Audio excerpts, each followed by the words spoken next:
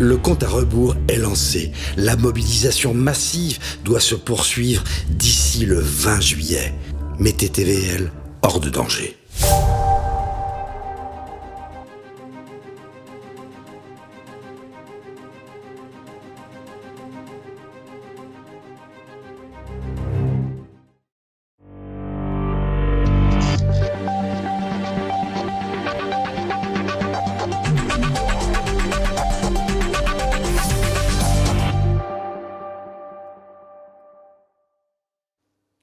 Bonjour à tous, je suis ravie de vous retrouver pour ce nouveau numéro du Samedi Politique, le dernier numéro de cette saison. Ce sera bien sûr l'occasion de faire un bilan de cette année écoulée, un bilan d'une année mouvementée entre guerre en Ukraine, conflit au Proche et au Moyen-Orient, qui s'éternise bien sûr, et puis une forme d'explosion de cet ordre mondial qui était dominé par les États-Unis depuis si longtemps. Et puis dans tout cela, bien sûr, nous verrons cette déliquescence terrible de l'UE et de la France. Mais avant toute chose, chers amis, vous le savez, avant, j'ai besoin de vous. Alors pensez à prendre une seconde pour cliquer sur le pouce en l'air, ça améliore considérablement le référencement. C'est bon pour les chiffres et l'audience. Pensez également à relayer cette vidéo. Et puis évidemment, on se retrouve dès à présent dans les commentaires tout au fil de l'émission parce que vous savez que je vous lis à chaque fois. À tout de suite.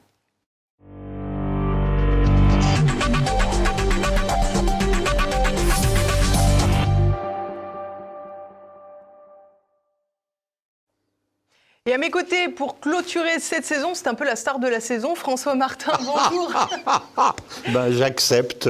Voilà. En toute modestie, j'accepte. Très bien, vous avez raison, pas de fausse modestie. Alors pourquoi dis-je la star de la saison? C'est parce que vous avez explosé tous les records d'audience avec plus de 370 000 vues la première émission de cette année, plus de 290, bientôt 300 sur la seconde. Donc que les autres se tiennent tranquilles parce que François Martin ne rigole pas. On va faire mieux. On va voir. Bon, je vous présente quand même pour ceux qui n'auraient pas eu la chance de voir les émissions précédentes, diplômé de l'ESSEC, d'un MBA de HEC, auditeur de l'INEGI, de l'IHEDN. Exact. Vous avez travaillé dans le commerce international, vous parlez 6 langues, vous êtes un fin connaisseur du monde entier, vous avez voyagé partout, vous continuez d'ailleurs à voyager partout. Vous parlez 6 langues, vous avez fondé un cercle de réflexion de géopolitique aux côtés de notre ami Paul-Marie Couteau, qui s'appelle le Cercle Eleutheria. Vous avez publié plein de livres, les 2 derniers, l'Ukraine, un basculement du monde, et plus récemment, le temps des fractures. Les 2, c'était chez les Jean-Cyril Godefroy. Et bien sûr, vous pouvez encore les trouver sur la boutique de TVL, sur tvl.fr. Alors, on va commencer ce tour d'horizon mondial, François Martin, avec un petit passage sur la question syrienne. Le 8 décembre 2024, on remonte un petit peu, on repart en arrière un petit peu. Bachar el-Assad a été renversé par une sorte de milice de terroristes islamistes, chapeauté par un certain Mohamed Al-Joulani, devenu subitement Mohamed Al-Shara. Dans le même temps, il est devenu aussi modéré et démocrate, presque, aux yeux de l'Occident. Depuis, les minorités, surtout chrétiennes, évidemment, souffrent de cette de ce nouveau pouvoir en Syrie. Bien entendu. Comment expliquez-vous l'attitude occidentale qui consiste à soutenir ce nouveau personnage à la tête de la Syrie après avoir œuvré tant et si bien pour renverser Bachar el-Assad, ce qu'ils ont finalement réussi à faire au bout de pas mal d'années? Je pense qu'il y avait au départ... il y a une propension de la CIA et des autorités américaines quand ils en veulent à quelqu'un à lui en vouloir jusqu'à la dernière génération. C'est un peu... ça se passe... il y a eu plusieurs exemples comme ça. Il y a eu Kadhafi, il y a eu... etc.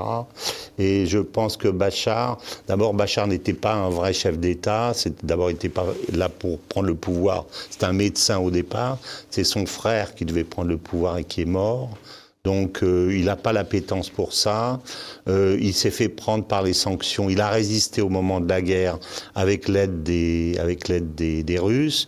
Mais ensuite, il n'a pas su... Enfin, il a laissé ses copains s'enrichir sur le marché noir, ce qui est le cas partout, c'est le cas en Iran aussi.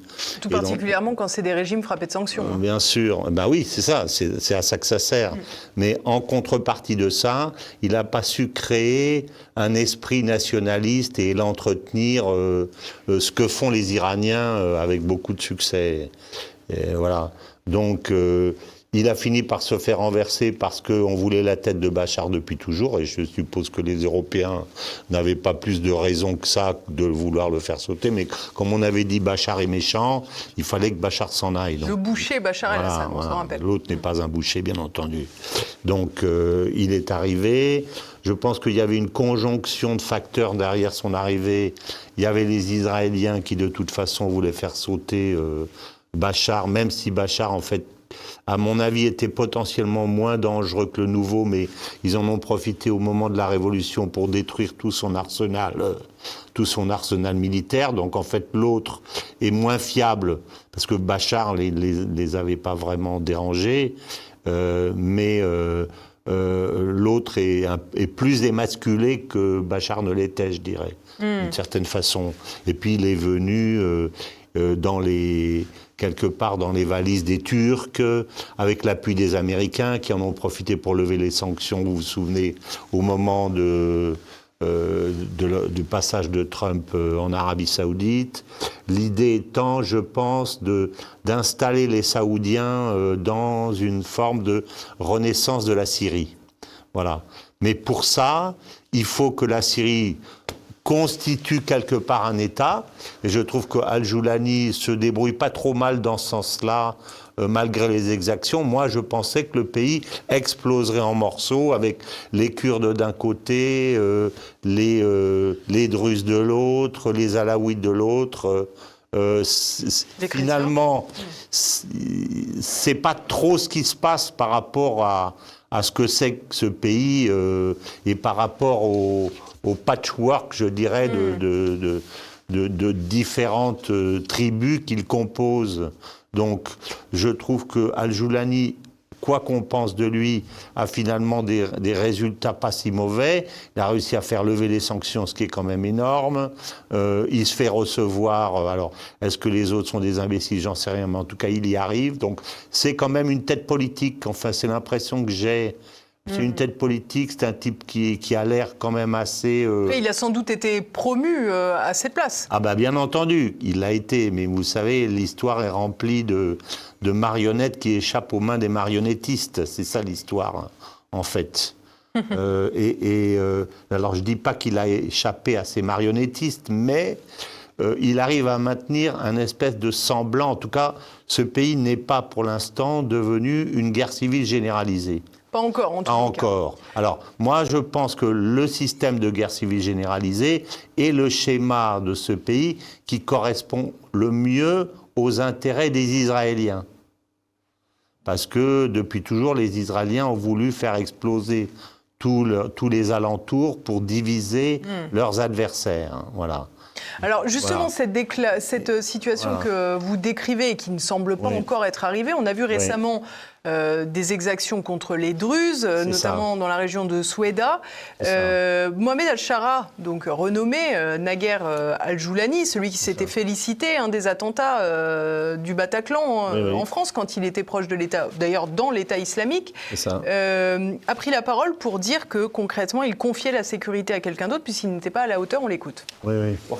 Nous promettons de faire rendre des comptes aux auteurs d'exactions contre notre peuple druze qui est sous la protection et la responsabilité de l'État. La loi et la justice protègent les droits de tous, sans aucune exception. Nous avons dû confier à certaines factions locales et à des cheikhs religieux la responsabilité de la sécurité à Soueida. Et nous affirmons que cette décision vient de notre profonde conscience de la gravité de la situation sur notre unité nationale et pour éviter que le pays ne glisse dans une guerre à grande échelle qui pourrait l'éloigner de ses objectifs les plus importants, de rétablissement après la guerre dévastatrice et d'autres problèmes sociaux laissés par l'ancien régime.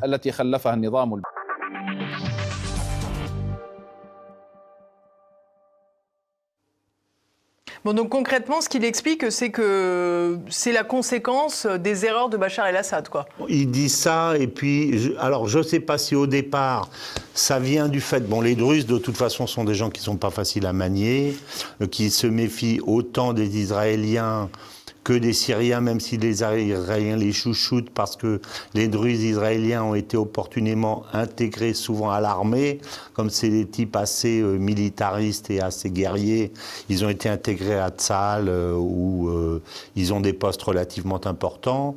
Donc, est-ce que c'est Al-Joulani qui a essayé de réduire la poche druze en envoyant des Bédouins? Est-ce que c'est les Bédouins et les Druzes qui, comme ils se s'aiment pas, qui se détestent, ils se sont fichus dessus l'un contre l'autre et que l'autre a essayé de calmer le jeu? Ça, je dirais, ça fait partie du jeu local. Par contre, ce que je trouve, moi, totalement inutile et exagéré, c'est que immédiatement, Israël bombarde Damas et bombarde la présidence et bombarde le quartier général de l'armée, me semble-t-il, etc. Ça, si vous voulez, c'est totalement inexplicable, à mon avis, et disproportionné par rapport aux problèmes. Il est évident que la position, compte tenu de l'importance des Druzes, quoi qu'il arrive, la position des Israéliens sur le Golan ne me semble pas en mesure d'être véritablement inquiétée dans cette affaire-là. Donc on explique bien aux téléspectateurs, le plateau du Golan, c'est cette partie de la Syrie au sud-ouest qui est annexée par Israël depuis... Qui a été annexée par Israël et dont ils ont profité et pour laquelle ils ont profité de la révolution syrienne pour en manger encore un petit morceau, c'est-à-dire de prendre la zone de sécurité démilitarisée et de s'approcher donc de Damas, puisque Damas est dans la plaine un petit peu plus bas. Donc en fait, concrètement, c'est ils une contrôlent occupation Damas illégale d'une certaine façon, totalement illégale. Mais bon, si on cherchait la légalité chez les Israéliens, il faudrait remonter avant 48. Il y a 104 résolutions de l'ONU qui n'ont pas respecté. Donc, si vous voulez, bon.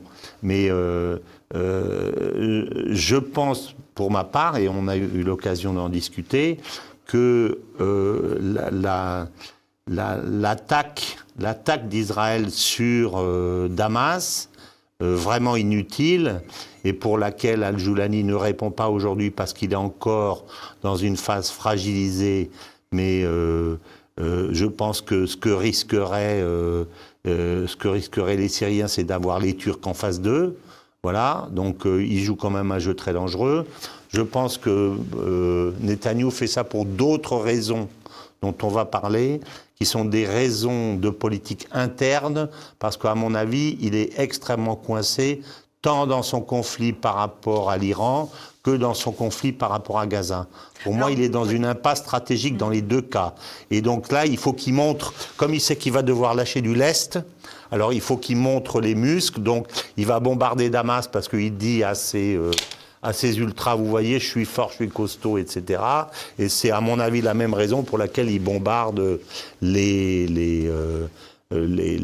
églises à Gaza, ce qu'il n'avait jamais fait jusqu'à présent depuis le début de la guerre. Vous faites référence au bombardement de l'église de la Sainte Famille en Palestine, donc une église catholique. Netanyahou a dit que c'était une erreur. C'est pas une erreur. Je veux dire, ça fait 20 mois que cette église protège tout un tas de citoyens de Gaza. Il y avait déjà eu au début un phénomène extrêmement grave. Il y avait eu 2 femmes, je crois que c'était une mère et sa fille, qui étaient sorties parce que tout le monde était terré dans l'église, parce que ça se battait autour de l'église, qui sont sorties de l'église pour aller, semble-t-il, faire leurs besoins, et un sniper israélien en a profité pour les tuer toutes les 2. Donc il y avait déjà eu un phénomène de cette nature, mais cette église qui est parfaitement connue des Israéliens n'avait pas été bombardée. Et à mon avis, elle est bombardée parce que on parle un peu du contexte général. Bien sûr, allez-y. Okay.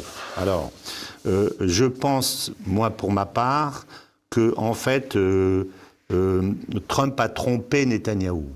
C'est-à-dire, je ne pense pas une seconde, parce que c'est dans l'histoire d'Israël, que Israël aurait pu s'attaquer à son seul véritable ennemi, qui est l'Iran, sans être certain d'avoir le soutien des Américains. Parce qu'ils n'ont pas la logistique, etc., etc. Bon. Donc, s'ils l'ont fait, même s'ils ont dit que c'était eux-mêmes qui avaient pris la décision, c'est parce qu'ils avaient un accord explicite ou implicite de Trump. Mais Trump, au lieu de les soutenir dans une guerre jusqu'au bout pour faire tomber le régime, comme on l'a dit un peu partout, en fait, a fait une opération TikTok, je dirais une espèce d'opération où il a prévenu les Iraniens en disant enlevez vos trucs, je vais bombarder. Il a fait boum boum boum, il est reparti. Et après, il a dit à Netanyahou moi j'ai fini, débrouille-toi. Donc Netanyahou se retrouve seul face à l'Iran, alors que l'Iran a encore, semble-t-il, 90% de ses missiles, et ils en avaient plusieurs dizaines de milliers aujourd'hui, et Israël a été très sérieusement bombardé par l'Iran, beaucoup plus que ce qu'on peut dire, mais quand on va chercher des analystes, on voit que une bonne partie d'Israël, de Tel Aviv, des centres militaires, techniques, production d'électricité, Institut Weizmann, etc. Donc Netanyahou, aujourd'hui, est coincé par rapport à ça. Par ailleurs, il est aussi coincé par rapport à Gaza, parce qu'en 20 mois de guerre, on sait que la force de Gaza, c'est les tunnels. Il y a plus de 800 km de tunnels. Aujourd'hui, en 20 mois de guerre, Israël n'a réussi à trouver que 25% des tunnels. Bon. D'autre part, les cadences infernales des soldats, certains d'entre eux qui n'ont pas eu de permission jusqu'à présent, commencent à se mutiner. Il y a énormément de suicides aujourd'hui de soldats, et il y a, dit-on, 40% des soldats, des conscrits, qui ne rejoignent pas leur base le samedi soir. Donc on est obligé d'aller les chercher de force avec la police, etc. Donc l'armée est véritablement dans une situation de mutinerie aujourd'hui en Israël. La presse occidentale ne le lit pas. Mais quand on va chercher, on trouve ça. Et aujourd'hui, aussi bien des anciens généraux que des anciens diplomates que des journalistes disent qu'il existe un consensus en Israël auprès des décideurs, comme quoi le Hamas ne peut pas être battu militairement. Donc ça veut dire, ça s'appelle une défaite politique. Ça. Alors, c'est caché par le fait qu'on continue à bombarder, à tuer des civils, etc., etc. Mais Netanyahou n'a pas d'autre solution que de... Il élimine quand même aussi des dirigeants du Hamas, des dirigeants du Hezbollah, etc. Oui, il l'a fait etc. jusqu'à présent, mais en fait, on se trompe là-dessus parce que, en fait, ces pouvoirs politiques sont des parentèles, d'abord. Comme c'est des parentèles, ça se remplace très vite. C'est votre beau-frère qui prend la place, ou votre frère, etc. Et par contre, comme derrière, ce sont pour la plupart des guérillas, en fait, qui ont une large autonomie d'action, il n'est pas forcément besoin qu'il y ait une verticalité du pouvoir politique ou du pouvoir militaire pour que ça fonctionne. Donc, je pense qu'on a fait, nous, un contresens parce que nos armées sont très pyramidales, etc., pensant que quand on tue le chef, l'armée ne fonctionne plus. C'est pas vrai, là-bas. Ça fonctionne pas comme ça.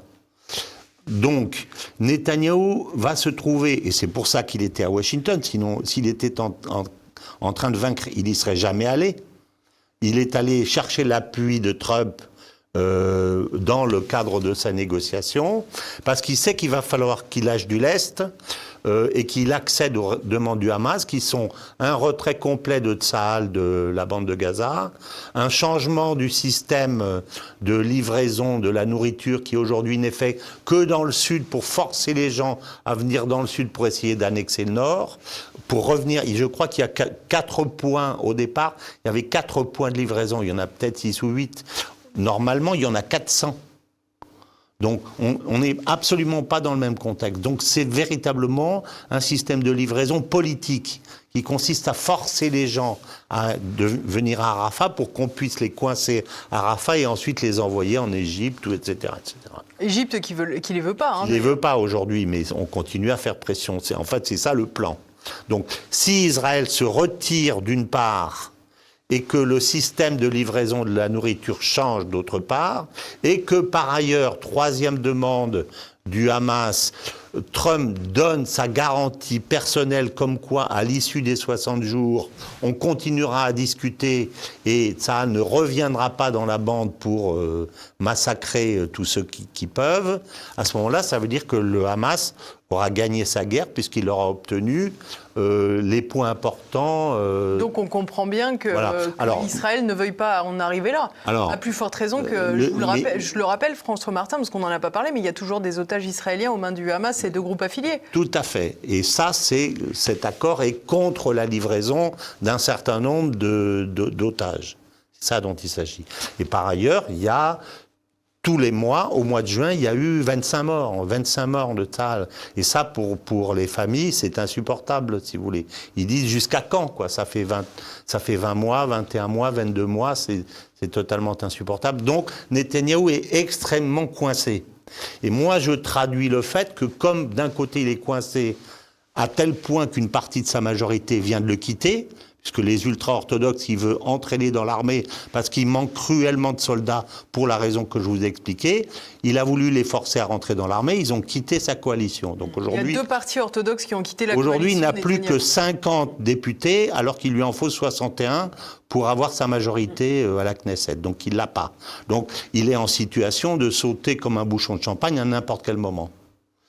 Donc je traduis, moi, le fait que comme il sait qu'il va devoir donner des gages et lâcher du lest pour pouvoir sortir de son impasse, il essaye de faire plaisir en même temps à ses ultras en leur disant, voyez, je bombarde les chrétiens, je bombarde la Syrie, etc. etc. Je pense que c'est une façon pour lui d'essayer de se donner une contenance dans une position d'affaiblissement qui est la sienne. Voilà. Et à ce titre, j'ai été, moi, très étonné que pendant cette guerre des 12 jours et après, on essaie de penser au changement de régime en Iran et que personne ne se soit posé la question du changement de régime en Israël. C'est bien ça la vraie question aujourd'hui. Le pays qui est le plus fragilisé dans cette affaire, c'est Israël aujourd'hui. Voilà. Et c'est très intéressant ce que vous dites, parce que parfois, dans on va dire, la réponse au 7 octobre et aux exactions épouvantables du Hamas, etc., il y a une forme d'alliance complète et sans limite à l'égard d'Israël, qui se traduit par une alliance complète et sans limite à l'égard de Netanyahou, ce qui n'est pas du tout la même chose. Bien entendu, en réalité. Bien entendu. Et il faut bien que ces gens comprennent que Netanyahou n'a pas vocation à rester éternellement à la tête d'Israël. Bien entendu. Et que potentiellement, lui et ses affiliés pourraient se retrouver devant un tribunal. Ben oui, bien entendu. D'autant plus que, alors, on fait démarrer l'affaire le 7 octobre.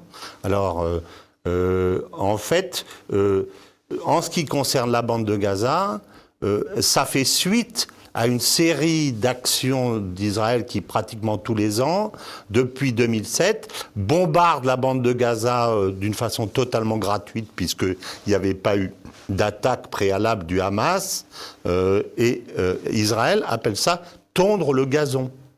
Donc tous les ans, on tond le gazon, c'est-à-dire on tue quelques milliers de personnes, femmes et enfants, juste pour les faire taire. Voilà, c'est comme ça que ça s'appelle. Donc ce qui s'est passé le 7 octobre est quelque part une conséquence et une suite. Et les Gazaouis eux-mêmes et le Hamas dit « Nous avions le choix entre mourir couché et mourir debout, nous avons préféré mourir debout ». C'est ça qui explique le 7 octobre. Donc le 7 octobre n'est pas venu comme ça avec des espèces de fous dangereux et très méchants qui sont sortis, qui ont massacré tout le monde. Ça s'est pas passé comme ça. Il n'en reste pas moins qu'évidemment l'essentiel des victimes du 7 octobre étaient des innocents israéliens et qu'eux n'avaient rien à voir avec les décisions politiques qui ont été prises auparavant par Netanyahou et son gouvernement. En fait, n'est pas vrai, mais les gens ne le savent pas, mais les journaux israéliens l'ont prouvé. Sur les 1200 personnes à peu près qui sont mortes, d'abord 600 d'entre eux étaient des militaires, donc qui ont été attaqués dans le cadre d'une guerre que Israël mène au Hamas et que le Hamas mène aux militaires. Et parmi les civils, une bonne partie des civils ont été massacrés par l'armée israélienne elle-même, qui a tiré dans le tas dans le cadre d'une doctrine qui s'appelle la doctrine Hannibal, qui consiste à dire, quand on a des otages, on tue tout le monde et on tire sur tout le monde, parce qu'un otage mort, c'est un héros, et un otage vivant, c'est un problème. Confère ce qui est en train de se passer aujourd'hui. Et on a les preuves des personnes des kibboutz qui sont fait tirer dessus par l'armée. On a les preuves des pilotes d'hélicoptères qui ont dit ça courait dans tous les sens, on ne savait pas quoi faire, donc on a tiré dans le tas, en parlant des gens de la rave party, etc. Donc c'est beaucoup plus complexe que simplement une opération du Hamas qui a massacré des civils. D'autant que je suis, moi, très sceptique. J'ai pas le détail exactement de ce qui s'est passé dans les kibboutz, mais je pense que si l'objectif du Hamas, c'était d'attraper les gens pour les amener à Gaza, puisque c'est leur monnaie d'échange, quel intérêt ils auraient eu à les massacrer le massacre d'enfants, on sait que c'est pas vrai. Le viol des femmes, on sait que c'est pas vrai. Il est évident qu'ils ont rencontré des résistances et que bien sûr, il y a eu quand même des combats, c'est évident. Mais enfin, disons que l'affaire, ce que je veux dire, c'est que l'affaire est plus complexe simplement que le fait de raconter en disant ils sont sortis, ils ont massacré les femmes et les enfants et d'abord la moitié c'était des militaires, donc là on n'est pas dans le même registre. Enfin bon, pour autant bien sûr il y a eu des victimes civiles très nombreuses dans cette affaire du 7 octobre qui était une attaque terroriste du Hamas. Bien entendu. On va poursuivre si vous voulez bien François Martin avec Donald Trump. C'est quand même on sait qu'il est revenu au pouvoir depuis environ 6 mois. Il se voulait l'homme de la paix, non interventionniste. Moralité, après ces 6 mois, globalement, il a frappé l'Iran, ce qui était impensable quelques mois plus tôt. Il n'a pas réussi à rétablir la paix au Moyen-Orient et au Proche-Orient. Et de surcroît, il n'a pas non plus réussi à tenir sa promesse de campagne, à savoir cette fameuse paix soit en 24 heures, soit plus tard dans les 100 jours, puisque là, on en est à un nouvel ultimatum lancé à Vladimir Poutine, 50 jours pour réussir à faire la paix, sinon des taxes douanières augmentées à plus de 100% à l'égard des partenaires commerciaux de la Russie qui lui achètent de l'énergie. Je vous propose tout de suite d'écouter Donald Trump, et puis on va revenir dessus après. We thought we had 4 deals, Howard, right, with Putin. Nous pensions avoir un accord à 4 reprises avec Poutine. Nous raccrochons, c'était une conversation très agréable, puis il bombarde des bâtiments en Ukraine. J'ai demandé à quoi cela rimait. Quoi qu'il en soit, on va agir avec l'OTAN et c'est entièrement validé. Nous allons envoyer un grand nombre d'équipements militaires à l'OTAN et ils le livreront rapidement sur les champs de bataille.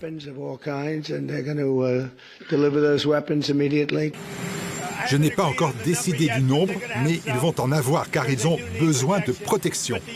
Mais l'Union européenne paie pour ça. Nous ne payons rien pour ça, mais nous allons les envoyer. Ce sera des affaires pour nous. Nous leur enverrons des patriotes dont ils ont désespérément besoin. Parce que Poutine a vraiment surpris beaucoup de gens. Il parle gentiment et puis il bombarde tout le monde le soir. Donc il y a un petit problème là et je n'aime pas ça.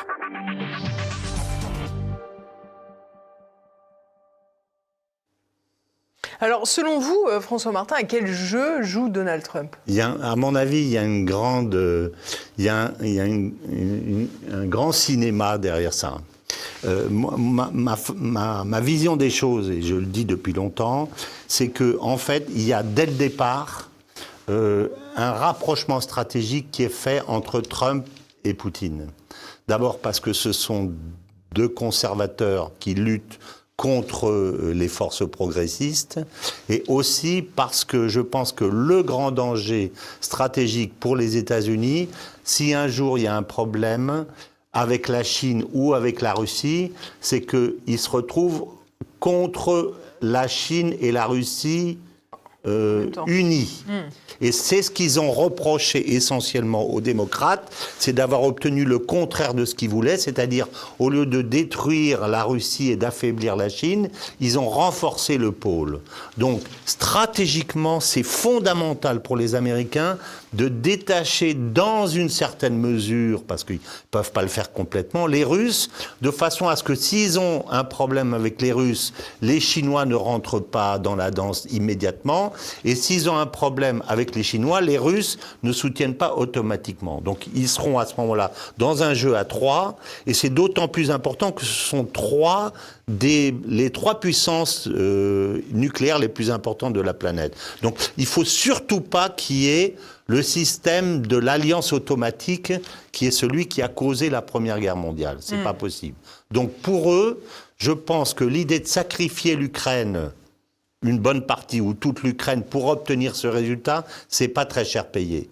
En fait, on va dans le sens inverse de la philosophie des néoconservateurs, et Marco Rubio l'a dit dès le début dans une interview avec Megyn Kelly dont on avait déjà parlé. Absolument. En disant que l'avenir c'était un tripode où il y avait les Russes, les Chinois et les Américains. Ils ont oublié les Indiens au passage. Mais je pense que ça sert les intérêts des Américains, cette nouvelle configuration qui voudrait monter. Ça sert évidemment les intérêts des Russes parce qu'ils n'ont pas intérêt à être collés aux Chinois dans cette affaire.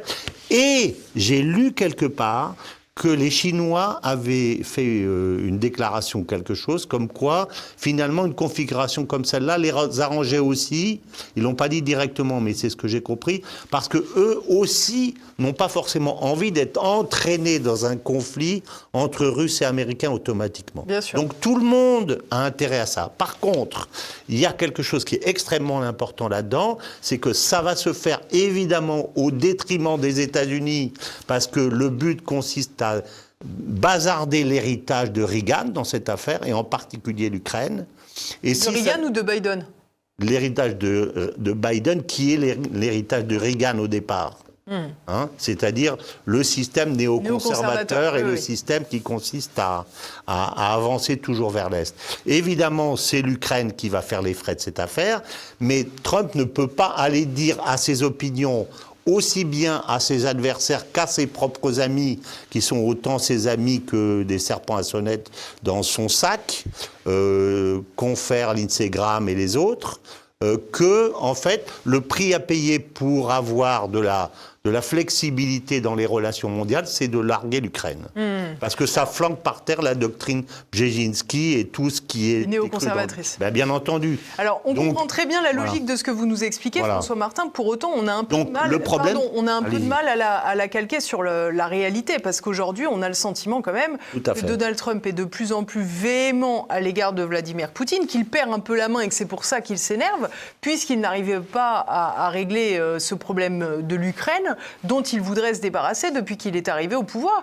Et pire de son point de vue, il est obligé aujourd'hui de décider, comme on l'a vu dans la vidéo, d'envoyer des patriotes. Alors c'est à nuancer bien sûr, parce que dans la vidéo, il explique très clairement que les patriotes qu'il envoie, ils vont être payés non pas par l'Ukraine, mais par nous, les Européens, via l'UE ou via l'OTAN. Donc globalement, les États-Unis sont plutôt gagnants et le complexe militaro-industriel aussi.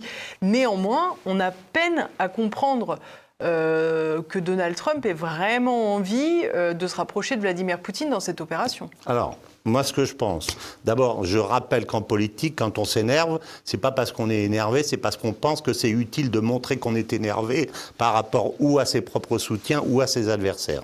Déjà, c'est du théâtre. Toujours. C'est Napoléon qui disait que son ire ne dépassait jamais sa gorge. C'est ce qu'il disait. Il disait donc ça veut dire quand je me fâche, c'est du cinéma. Et il savait le faire, et très bien même. Donc le problème de Trump dans cette affaire, c'est de se sauver la face. Pour pas se mettre, il faut qu'il assume la défaite sans assumer la honte de la défaite. Donc pour moi, il a besoin de dire Poutine est méchant, etc., etc. Parce que il peut pas ne rien dire, il peut pas dire je suis en train de me faire bouffer l'Ukraine et c'est bien comme ça. Donc, il habille ça avec des phrases qui sortent à l'emporte-pièce, etc. Mais si on voit le résultat, Lavrov et comment il s'appelle, et Rubio se retrouvent à Kuala Lumpur comme larrons en foire. Et je pense, pour ma part, que Trump et Poutine se parlent beaucoup plus souvent qu'ils ne veulent bien le dire. D'abord parce que Trump a aussi besoin de Poutine pour l'aider à résoudre son autre problème au Moyen-Orient qui est aussi très compliqué. Donc, à mon avis, il l'appelle, il lui dit « Attends, je vais dire que t'es un sale con, mais ne t'inquiète pas, c'est parce qu'il y a Lindsey Graham qui est derrière et puis qui m'emmerde, tu peux pas savoir. » Et je vous le prouve d'ailleurs. Quand vous avez une proposition qui consiste à dire on va mettre 500% à tous ceux qui travaillent avec les Russes, alors on va mettre 500% aux Russes d'abord, qui sont ceux qui livrent l'uranium aux Américains. On va mettre 500% aux Chinois, qui sont ceux qui livrent les composants électroniques qui servent dans les armes américaines. Donc, qui c'est qui a proposé ça ? Celui qui a proposé ça aux États-Unis, il flingue les États-Unis. Donc, Lindsey Graham qui propose ça, il ne propose pas ça pour aider Trump. Il a 2 kilos de peau de banane dans chaque poche et chaque fois qu'il croise Trump dans un couloir, il met une banane en disant peut-être qu'il va glisser dessus. Les copains de Trump, si c'est ça. Bien, faisons une parenthèse. Ce monsieur, Lindsey Graham dont vous parlez, un sénateur républicain, qui est une démonstration des néocons, très clairement. Voilà. Quels sont les intérêts qu'il sert ? Eh bien, moi, je pense que, en fait, si vous voulez, le système néoconservateur, c'est un système extraordinaire pour se remplir les poches. Parce que c'est les marchands de canons. Et avant, le système démocrate et le système républicain de ceux qu'on appelait les rhinos, c'est-à-dire Republican in name only, c'était tous les bellicistes du système américain qui alimentaient les guerres derrière. C'est pour ça que quand Macron a dit que l'OTAN était en état de mort cérébrale, j'ai jamais pensé ça, moi. J'ai pensé que juste après l'Afghanistan, l'OTAN attendait simplement l'ouverture du marché de son prochain client qui s'appelait l'Ukraine. Donc, si vous voulez, tous ces gens-là font énormément d'argent par un système de redistribution de l'argent auprès des politiques avec une immonde crapule qui s'appelle Mitch McConnell, qui était un ennemi juré de Trump, de son propre camp, qui est le président de la commission qui distribue les prébendes aux différents députés au moment de leur campagne. Donc tout le monde vide cet argent, y compris les gens qui ont préféré choisir Trump ou que Trump a forcé, où ils se sont dit, entre les démocrates, entre comment ça s'appelle, la momie Biden et Trump, on va choisir le camp de Trump, mais une fois qu'on leur a fait élire, on le tiendra et on l'obligera à faire notre politique. Donc si je résume, je dirais que Trump, il se trouve là aujourd'hui. Tous les matins, il sort de chez lui et il a 3 chenils avec des chiens enragés dans des cages. L'une des cages, ça s'appelle MAGA. Ce sont Make America Great Again. Voilà, ceux qu'il a construits. Voilà, sa base au départ, dont il peut pas se couper complètement parce qu'en plus, c'est celle qu'il a construite. Il a en plus les MUGA, Make Ukraine Great Again, où il y a les Lindsey Graham et autres, etc., qui disent du pognon, du pognon, du pognon. Et puis, il y a les MIGA, qui sont les sionistes, Make Israel Great Again, avec les évangélistes. Et lui, il est là tous les matins avec son chariot et sa pince et ses morceaux de viande. Il dit, bon, tu veux un bout de viande? Tiens, Lindsey, pof, je t'en donne. Et il va voir l'IPAC, et dit, vous voulez de la viande? Allez, pof, je t'en donne. Et après, il va voir les MAGA, il dit, ah ben, vous voulez de la viande? Tiens. Et il essaye de jouer là-dedans. Je pense qu'il s'est rendu compte que le processus révolutionnaire qui était celui qu'il avait vendu à ses soutiens en disant « je vais arriver, je vais tout casser, que ça ne marche pas » et qu'il fait du loup-voyage, quoi. C'est-à-dire je t'en donne un peu et puis j'essaye de gagner du temps et puis j'essaye de faire en sorte je pense que dans son idée de fond, il y a quand même l'idée d'essayer d'affaiblir et de trahir ses proxys. Aussi bien le proxy ukrainien que le proxy israélien. En ce qui concerne le proxy ukrainien, je pense que dans 50 jours, il va trouver une raison pour dire « je livre pas ». Donc en fait, il va faire « je t'aime, je t'aime pas, je t'aime, je t'aime pas ». Là, il est dans « je t'aime » et puis pendant ce temps, il attend que le pays tombe de lui-même. De toute façon, il a dit « personne n'a jamais battu les Russes ». Il a dit « l'Ukraine a perdu la guerre ». Donc, il le sait. Donc, qu'est-ce qu'il fait, là? À mon avis, il donne un morceau de viande à son chenil MUGA, et c'est ça qu'il fait. Voilà. Et en Israël, je suis persuadé, le résultat, si on regarde les choses de haut de la séquence iranienne, celui qui sort immensément affaibli de cette séquence, c'est Netanyahou. Netanyahou est tout seul aujourd'hui dans cette affaire. On va parvenir sur Netanyahou, si vous voulez bien, sur cette question de l'État profond qui tord le bras de Donald Trump. Ce que je vous propose, c'est d'écouter tout de suite la géopolitologue Caroline Galacteros, qui est souvent à votre place. Trump fait comme si les États-Unis étaient extérieurs au conflit et étaient juste d'aimables médiateurs, n'est-ce pas? Alors qu'il est partie prenante, qu'il est en plus hautement responsable de la ligne Kellogg, qui est une ligne complètement utopique et qui est faite pour entretenir la guerre, mais qu'il a laissé s'imposer au détriment d'une ligne beaucoup plus réaliste qui était celle de son envoyé spécial Steve Witkoff. Donc il a choisi d'entraîner les États-Unis dans l'impasse actuelle et donc de faire s'arrêter toute discussion sérieuse avec la Russie et bien sûr avec l'Ukraine sur un possible apaisement du conflit. Donc voilà. S'il avait arrêté le soutien militaire à Zelensky, il a fait mine de le faire il y a quelques semaines, mais c'est déjà reparti dans l'autre sens.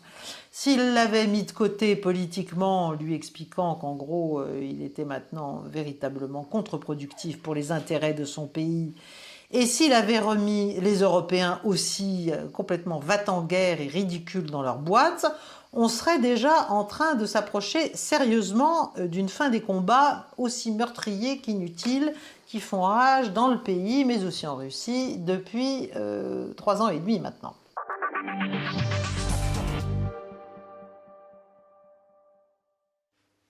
Alors globalement, ce que dit Caroline Galacteros, c'est que l'État profond a repris la main à Washington, elle est beaucoup plus dure que vous. Et ce qu'elle explique aussi, c'est que si Donald Trump avait voulu frapper plus fort dès le départ en disant à Emmanuel Macron et ses copains de la coalition des volontaires, bon maintenant ça suffit d'agiter les armes, etc. pour prolonger la guerre, à ces néocons de l'administration, etc. qui font la même chose, de leur dire, pour suivre votre métaphore de rentrer à la niche, les choses en seraient peut-être ailleurs, seraient sans doute ailleurs aujourd'hui, et pour autant il ne l'a pas fait. C'est donc un choix. Alors, c'est un choix, et puis en même temps, si vous voulez, j'ai essayé de montrer un peu la force de l'opposition. Il ne faut pas oublier que le système néoconservateur qui consiste qui a commencé avec Reagan, mais qui a commencé en fait, qui existe depuis 1945, puisque c'est le système décrit par Brzezinski qui consiste à piller l'Europe et ensuite à piller le Moyen-Orient et puis à piller l'Europe centrale et ensuite à faire tomber la Russie. C'est une vieille habitude, je dirais, c'est une très vieille habitude. Donc, moi, je suis assez d'accord avec Caroline quand elle dit que l'État profond a repris du poil de la bête. Bien entendu, on ne pouvait pas penser que Trump allait arriver à casser du jour au lendemain. Moi, je pense qu'il en a pour il y en a pour une génération pour arriver à ça. Je pense qu'il essaye aujourd'hui de les rouler dans la farine, dans la mesure du possible, et il essaye d'arriver à ses fins en éliminant les conflits. Et j'ai pensé depuis le début, quand il a pris le pouvoir, que si j'avais été néoconservateur ou démocrate, je me serais dit la meilleure façon de le faire tomber, c'est de faire en sorte de pérenniser les conflits, parce que, aussi bien au Moyen-Orient, parce que dans 6 mois, on dira plus c'est la guerre de Biden, on dira c'est ta guerre à toi. Et je pense que dans la tête de Trump, il y a un tic-tac également qui consiste à dire plus je dure, plus je fragilise base MAGA et plus je me rends responsable de la situation.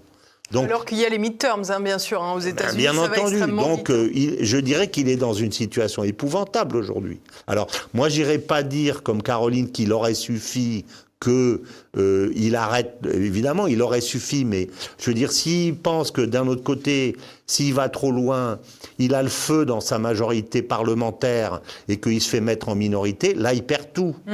Donc, c'est pas facile non plus comme situation. C'est très compliqué. Et je constate que petit à petit, avec le temps, on s'avance quand même. La situation de Netanyahou est d'une fragilité totale. La situation de Zelensky est d'une fragilité totale. Avec un remaniement complet de son gouvernement, d'ailleurs, de Zelensky. Ils sont aujourd'hui beaucoup plus fragiles qu'ils n'étaient il y a 6 mois ou il y a 1 an. Il ne faut pas oublier ça. Il faut bien se rendre compte de ça. Donc, avec son système de louvoyage, Trump est beaucoup plus retors, à mon avis, et beaucoup plus malin que ceux qui en font juste un espèce de rusto qui comprend rien. Enfin, on ne devient pas 2 fois président des États-Unis avec tout ce que ça représente comme compromis, comme tiens, je te donne ça, tu votes pour moi, etc. Si on est juste un imbécile, enfin, il faut jamais sous-estimer ses contreparties, ses adversaires. Bien sûr. Et il faut voir à la fin, s'il élimine les 2 conflits, on dira c'est un grand homme. Voilà, c'est simple. Et Alors, s'il rate son on va coup au avancer un petit midterms, peu, François Martin, parce que le temps voilà. passe quand même. On dira, c'est un nul. Voilà. Mais pour l'instant, On a évoqué la question de la coalition des volontaires il y a quelques secondes. Cette coalition des volontaires qu'a lancée Emmanuel Macron avec ses camarades Keir Starmer et Merz, le chancelier Merz allemand, ancien de chez BlackRock. J'aimerais vous faire écouter à présent le discours de la conférence de presse, plus exactement du chef d'état-major des armées, le général Burkhardt, qui a fait donc un discours assez surprenant avec des propos très véhéments le 11 juillet dernier. On regarde.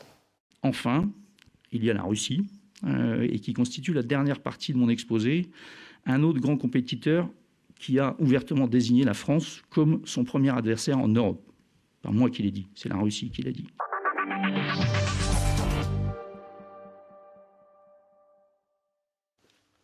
Donc on a donc le chef d'état-major des armées en France qui déclare que la France est le premier adversaire de la Russie en Europe et précisant en plus que ce n'est pas lui qui le déclare, mais que c'est bien la Russie qui le déclare. Évidemment, depuis presque une semaine, c'est déroulé.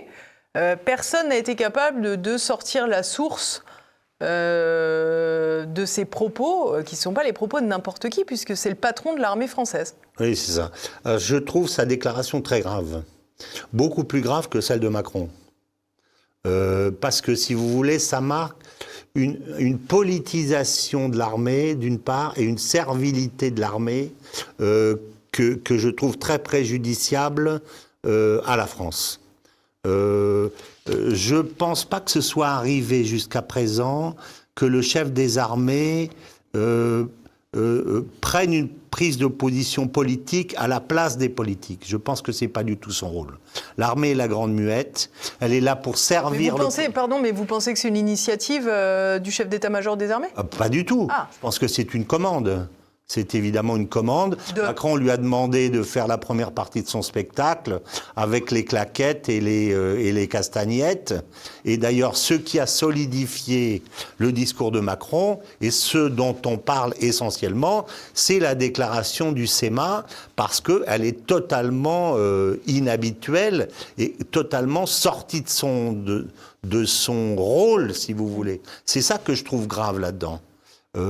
Comment est-ce que le SEMA a-t-il pu accepter que le président lui dise maintenant vous allez dire que c'est la Russie qui est notre ennemi? Il aurait dit mais monsieur le président, c'est votre affaire ça. Mais alors justement, pourquoi a-t-il accepté? Il a accepté par servilité. Par servilité, parce qu'il n'a pas osé dire non, tout simplement. Qu'est-ce que ça dit aujourd'hui? Qu'est-ce que ça dit selon vous de l'armée aujourd'hui? On sait que l'OTAN, par exemple, est dirigée globalement par les États-Unis, puisque comme c'est eux qui fournissent, au moins jusqu'à maintenant encore, l'essentiel des subsides, fatalement, c'est eux qui dirigent l'OTAN. C'est pas prêt de changer.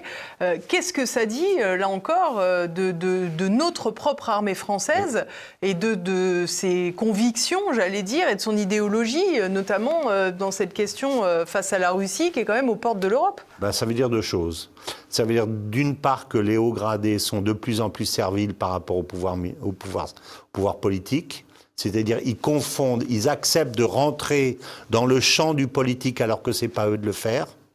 Ça, c'est la première chose.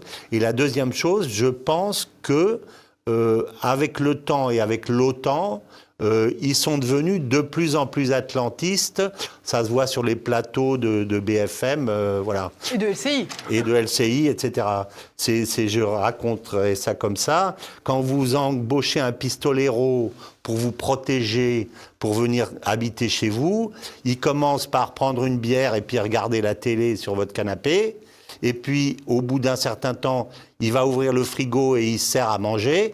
Et après, il couche avec votre femme et c'est vous qui dormez sur le canapé et vous trouvez ça normal. On est un peu dans cette situation, si vous voulez. On ne défend pas du tout nos intérêts.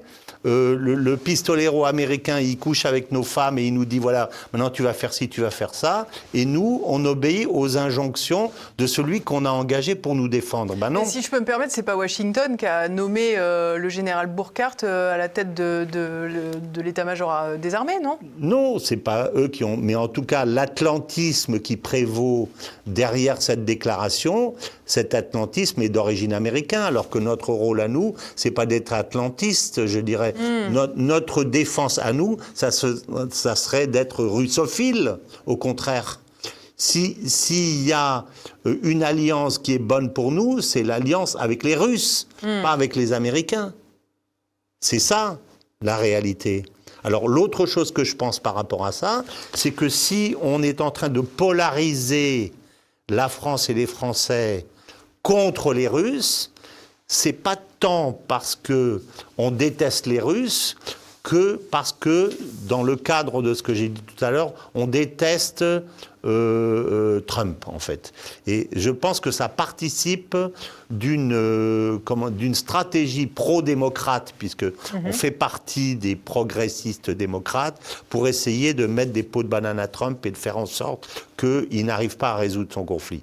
Je pense qu'il y a ça quelque part, parce que cette attitude européenne tellement maximaliste peut avoir, à mon avis, cette raison. Et l'autre raison, bien évidemment, c'est qu'il s'agit d'hystériser la menace et d'hystériser les Français, de façon à ce que les Français se tiennent tranquilles.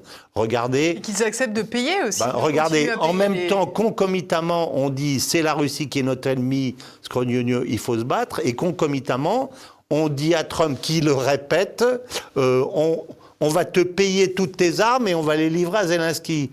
Moi, je serais français, je serais furieux. Vous êtes français, je crois. Oui, donc oui, vous êtes furieux. Et je suis furieux. Mais en même temps, on me dit, mais attendez, c'est la guerre, c'est la guerre, c'est la guerre. Donc en fait, c'est une façon de nous faire passer la pilule. Voilà. Comment vous expliquez cet alignement français, alors que précisément le non-alignement était quasiment une exception tricolore, j'allais dire? Comment vous expliquez ça et comment vous expliquez cette déliquescence de l'État français, incarné par Emmanuel Macron, avec une illustration supplémentaire qui vient de se dérouler cette semaine, une illustration dont vous vouliez parler, c'est la Nouvelle-Calédonie, avec cet accord de Bougival qui décrète en gros que la Nouvelle-Calédonie est désormais un État, voilà. Mais un État qui sera toujours à la charge de l'État français, quoi, globalement, si je résume. Ça, si on résume. Alors je dirais que la phrase qui prévaut à tout ça, c'est De Gaulle revient, Charles revient, ils sont tous devenus fous. Voilà. C'est un peu ça. On a totalement oublié, on s'est atlantisé, alors qu'on n'avait pas de raison de le faire.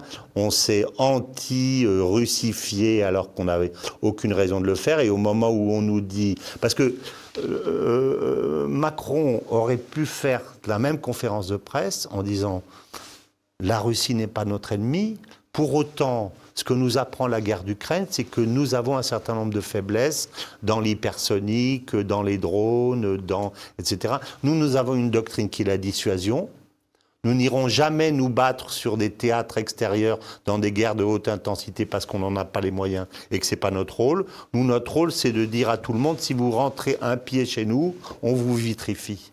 Et est-ce qu'on a les moyens de ça? On ne maîtrise même pas l'hypersonique.